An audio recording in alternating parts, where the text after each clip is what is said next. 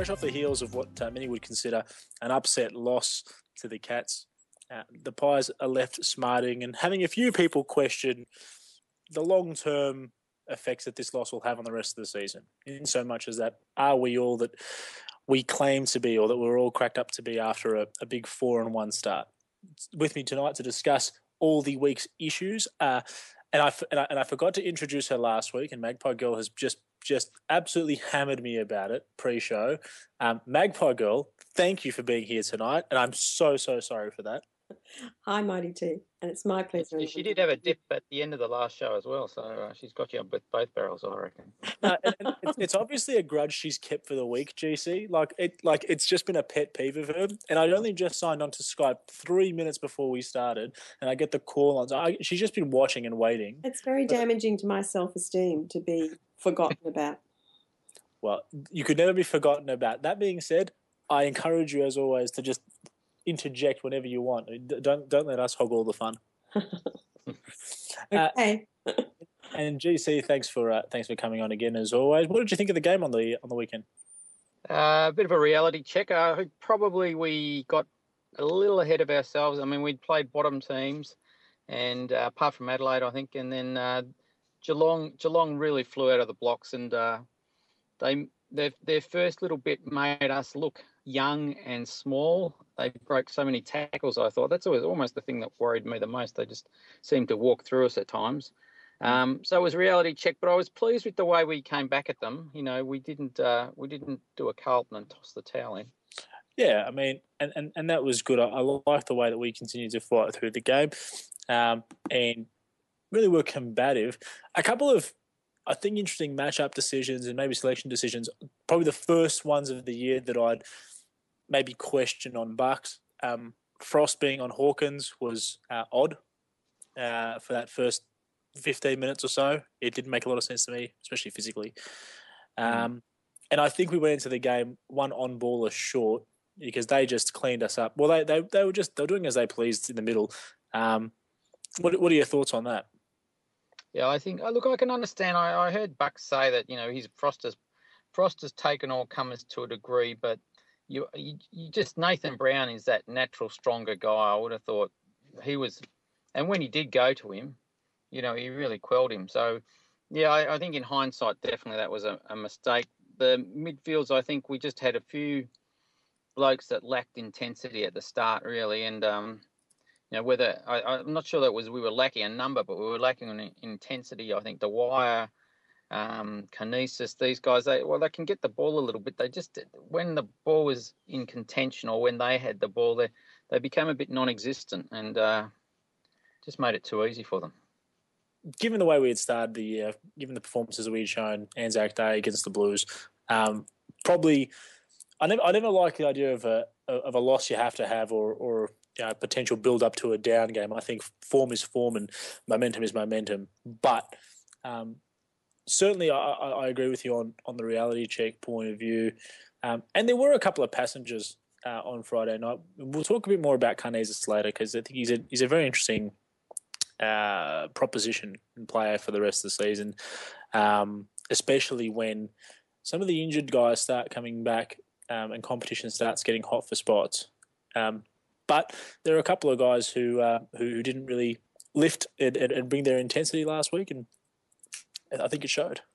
Yes, yeah, I think it did. I think their midfield just smacked us in the first quarter, and and that made Frost's job hard at the start too, because he was the one on Hawkins when they were really pelting the ball down there with a non-stop intensity, which gave Hawkins every chance in the world. But yeah, I still think he just wasn't strong enough for him. I see Brown specifically in that team to take on those big gorilla forwards, and Tom Hawkins is the biggest gorilla of them all. So yeah, I agree. But it won't have hurt Frost to have a little bit of a taste of that. No. And just see, well, this is an area I'd probably need to improve in. Absolutely. And the other side of that is that how good is it to see Brown playing so well and, with so much more confidence and everything now. I think probably that's one of the big pluses from the week, because Brown, we forget Brown a couple of years ago before he did his shoulders again, was really had very little kicked on him, and he's a big, strong blanketer. I think we just underrate him probably a little. I think he's certainly underrated by the fan base purely because, and I think there was a discussion on the forum about this, about the comparison between Frosty and Brown and the other elite key defenders from Hawthorn, and because he doesn't rack up the disposals or do the outwardly attractive things that the modern rebounding defender does, we just seem to overlook how good he actually is at his craft, and his craft is stopping his opponents. Yeah. He's our Presty. He is. He's the new glove, and we've got a pair of them. So hopefully we can continue on. We did get a win on the weekend with the VFL side, second for the year against another quality VFL side in Geelong. I know you've watched a bit of the game. What stood out for you so far, GC? I think certainly that the two names that put themselves to the head of the queue were DeGuy and Kennedy, and I especially like Kennedy. I thought Kennedy, from what I saw, was very clean out of the centre. When he got the ball, he used it well, and he seemed to cover a lot of ground. So hopefully that means he's over any fitness issues. DeGuy is just a strong bull of a kid, and it's just a matter of time for him as far as I can see. Of the others, Fasolo did a bit. Galt, fairly good. Marsh continues to improve, and Marsh still just gets burnt a little bit on the lead and things by some of those bigger key forwards, but the rest of his work's very good. I'm not sure that he's going to be a key backman in the AFL, but you could see him as a third tall defender could be a really handy, because he's one bloke that does intercept and does break a few lines.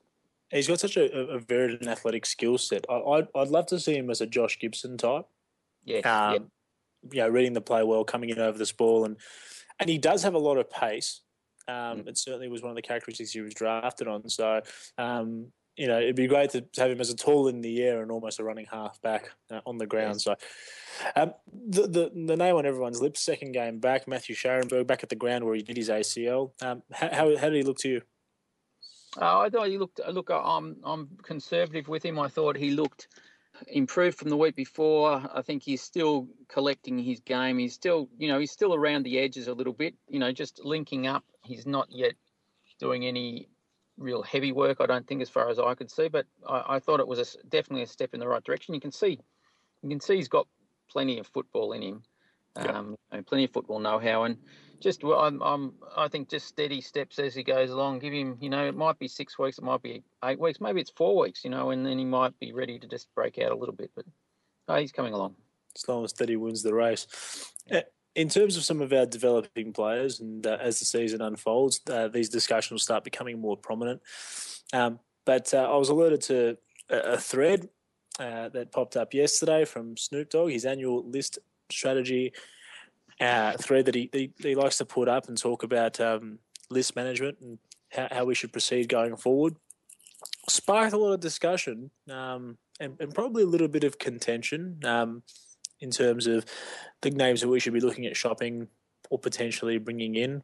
I always like these sorts of threads because I think they're proactive and it like some good discussion. But a bit of a chat about trading one of your favourite men in Jared Witts. Jared Witts, yeah. Well, I'm very much in favour of Grundy and Witts as a pair at the moment, and seeing what they can evolve. I got in a little discussion with Snoop about it, and I can see his point. If you can get a Treloar or a Shields, you're going to have to give something up to get him. But I think we really need those two to stay together till we establish what they are. And can they play together? Because if they can play together, that's a massive weapon, and you won't find that again easily. So I'm all for hanging on to Witts. I think I chimed in earlier this evening. I did because I obviously wrote it up. But saying that I like you, I want to see how this combination unfolds, and I think for that very reason, you've almost got if the two of them are fit for the rest of the season, they should be the 1-2 punch in the ruck for the rest of the year. And you've got to have a look then at how it affects the structure of the team over a fairly decent sample size. And And like you, I'm in favour of keep. I don't like the idea of trading out players you've invested time into. It's always been a bugbear of mine. You put so much development into a kid, and then to see them leave. And I look at Danny Stanley's not a major success story, I guess, but he's become a good to very good AFL player at the Gold Coast. He just couldn't get a run here, despite the fact that we developed him to that level. Yeah. So. Yeah, absolutely. With Wits, he's exactly that. He's our New South Wales. He's our success out of the New South Wales scholarship. The only one really that lasted, and we've got to see. We can't give him away. I don't think. Look, the other one that's interesting, of course, is Cox, because he's developing quicker than people would think. But the thing that really intrigues me about him is that, was he 211 centimetres? He's got a bigger vertical leap than just about anyone going, and he's quite quick. Now, they're tools that if he could remotely learn the ruck craft, he could be an unbeatable ruckman. I mean, it's a bit of a long shot, but God, his physical gifts are no one else has them in the competition. For someone like him, if you kept things basic and simple for him, in so much as that jump, tap, and when you go to the ball, hand pass, when you don't have the ball, tackle, and you really just compartmentalized, the things that he does on the ground. He could be anything. He could be phenomenal.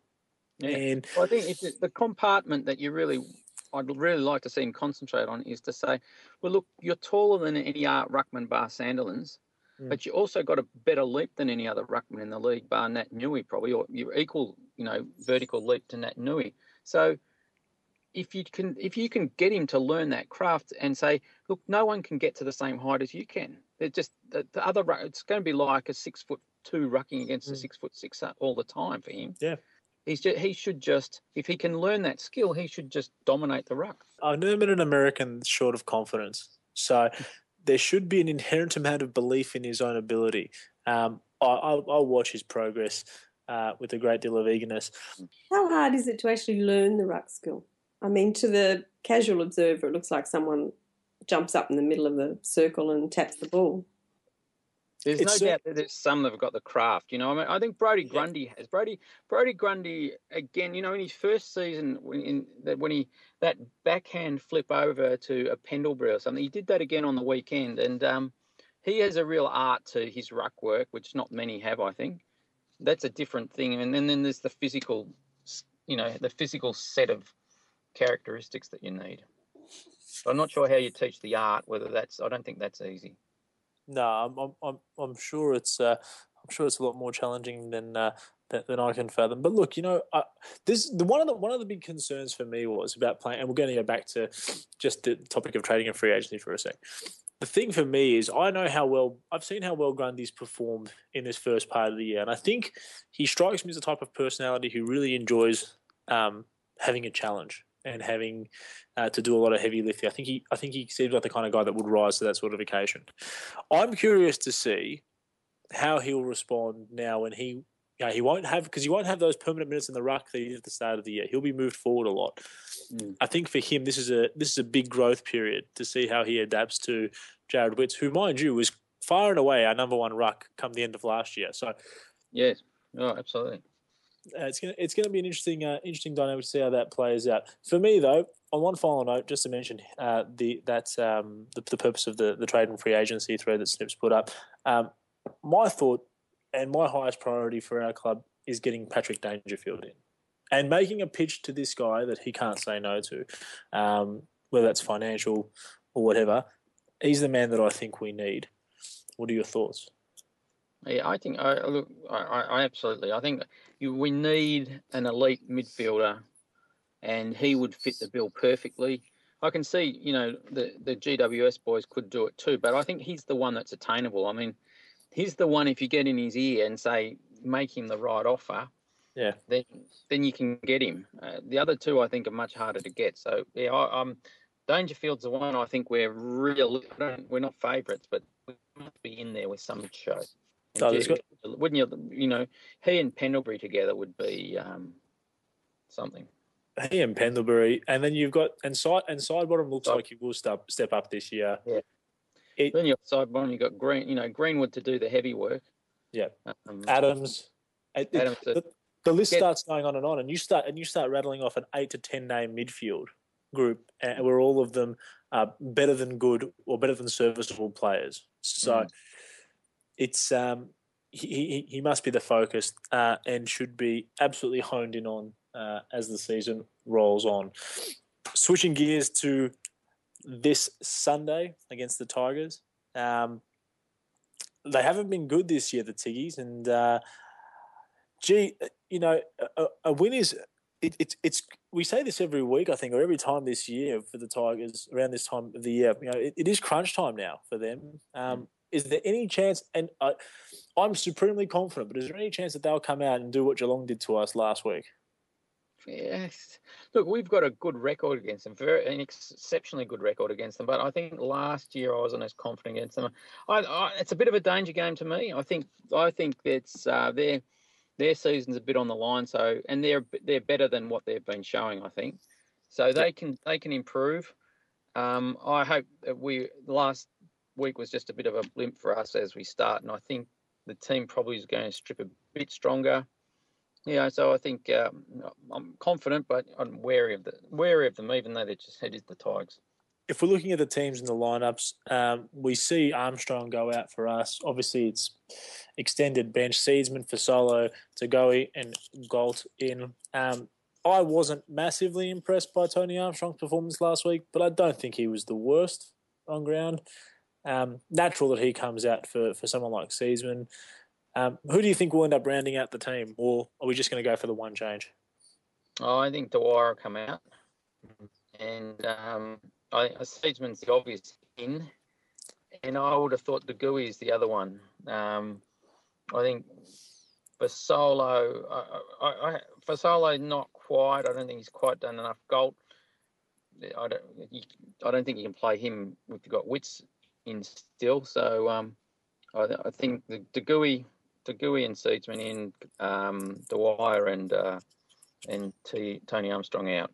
I mean, certainly if White doesn't come up, that's probably the only situation in which you consider Corey Gold. And mind you, him kicking 2 goals on the weekend, that's the kind of stuff that he has to do in the VFL. He needs to keep pushing and keep putting pressure on and doing the right things, and hopefully start kicking bags. And White was interesting because I thought White was much better than a lot of people thought on the weekend. So, I thought he played his best game for the season. Hard to watch. Pardon? He's really hard to watch. He made a couple of big blues, and a couple of times he didn't go for the ball. And I think he didn't go for the ball because sometimes he doesn't understand footy that well. Because I don't think he has any trouble going. He doesn't know what to do. He sort of stands there and watches. And he also took 9 marks, and he could have kicked 4 goals. I think if he'd kicked properly. So I think he wasn't that far away from a really good game. Yeah, look, I didn't.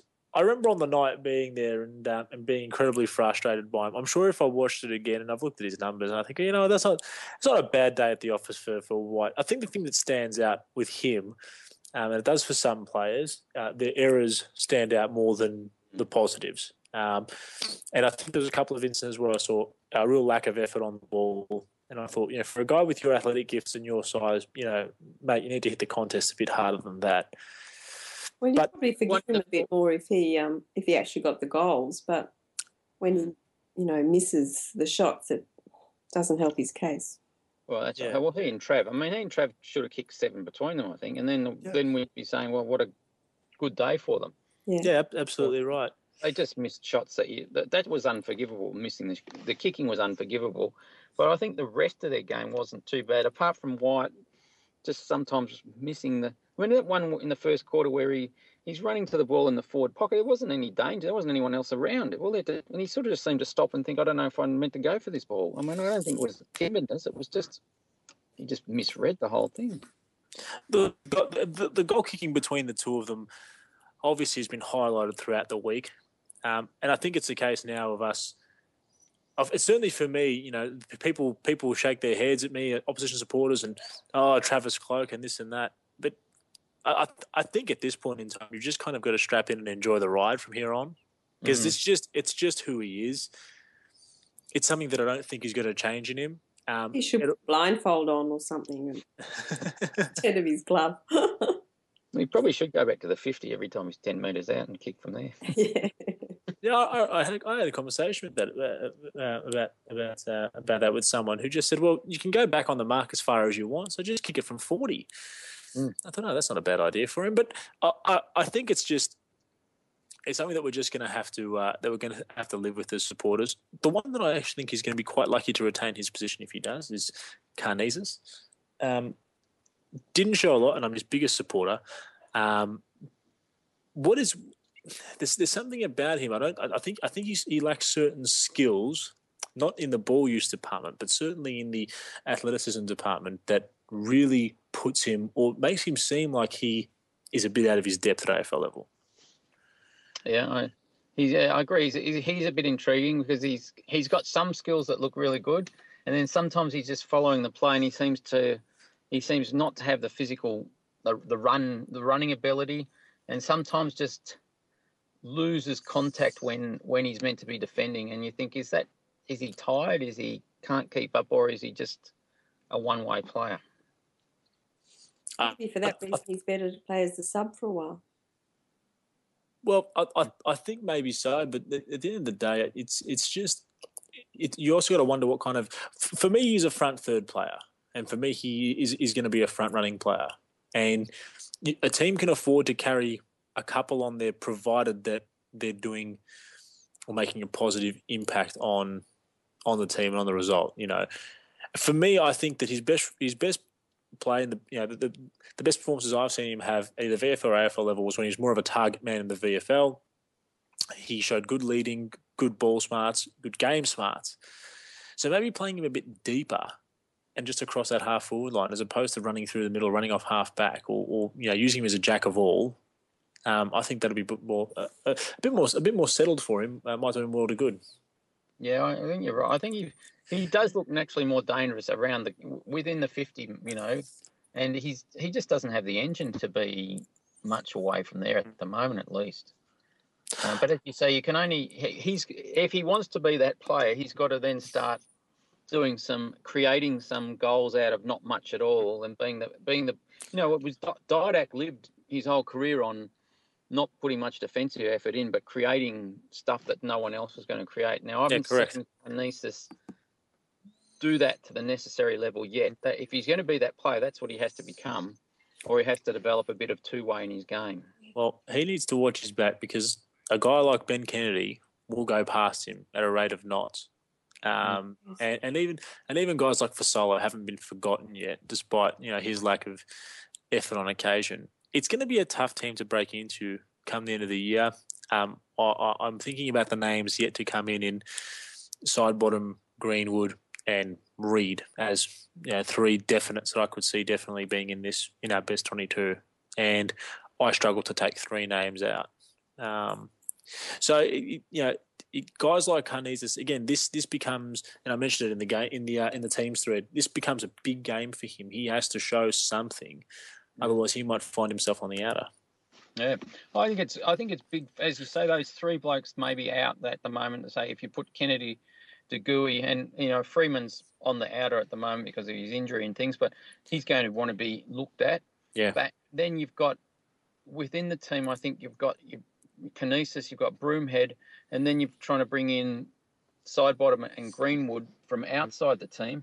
It's going to be there's going to be a few, as you say, do it now, because if you want to spot Karnezis or Broomhead or Kennedy, Marsh, you have to just do it every week. Yeah, even again, like a guy like who mentioned before, like Marsh, someone like Alan Tuvey's got to be a little bit wary because again, it's a similar role, but he'll add a different dimension. These kids are still playing well, and it's going to be interesting to see. Look, I think we'll get the win on the weekend. The Tigers aren't playing well enough. I never like a team that makes more than a couple of changes. And it's especially when I think they're negative changes. So I look at their list. A couple of debutants they've named in their extended lineup, likely to get a debuting ruckman in Liam McBean. Good for the kid, but there's a significant lack of leadership in that side that I think we should be able to exploit. Yes, yeah.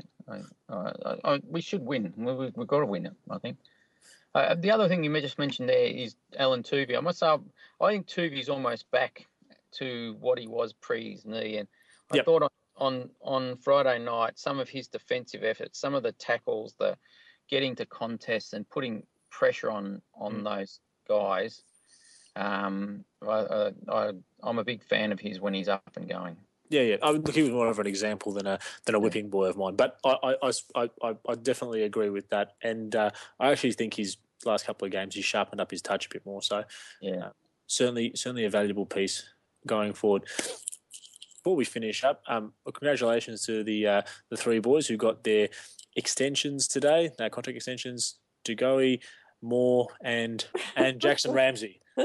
And Ramsey. The much maligned by me, but now love child of mine, Jackson Ramsey. Very, very good news for them. A huge congratulations to Nathan Brown playing his 100th game. It's a long time coming, poor guy. And I've also got to thank Laurie Holden, our magnificent producer, who's helped me with some of these fun facts this evening. He's just a constant presence behind the scenes, refuses to get involved. He's a little shy, folks. Yeah, he's picking chips out of his beard as we speak, apparently. He is, absolutely. But impressive nonetheless. Can't get a rise out of him, though, can we? He's a very long beard. We'll work on it all year to get him on, but he's certainly been very helpful today. But no, look, great for Nathan Brown. You could call him Stig. He could be our Stig. He's our Stig. I like it. Fantastic, Laurie Stig Holden. But great for Brownie playing his 100th game. It's taken him a while, and I don't think he often gets the credit he deserves. And we've spoken about that earlier today. But great job for him. So. Great for Brownie, and hopefully we can get over the line and get a big win for him as well. And we see Ben Reid back soon enough to get his 100th as well, and more importantly, get the father-sons rolling in. So that's what we're really talking about with the 100 games. Thank you very much, Magpie Girl, for coming on board. And I'm sorry for not acknowledging you last week. So you're still feeling guilty? Absolutely. I'm going to hold that with you for the rest of the year. GC, thanks again as always. Appreciate your time. Thank you. Very enjoyable. Go Pies. Go Pies, indeed. Double header. You all going to the double header? I will be working all day Sunday, so I will miss not one but both games. So I will be doing the double header. Win this week because it was your fault last week, remember? That's right. And you know what? I'm not going to go again. I've just decided it. I've gone to both of our losses. There's no point in me going again. So never fear, supporters. We're in the clear now. Also, be sure to stick around for TD's rant. Should be an absolute cracker as always. But for now, this is the Mighty T signing out.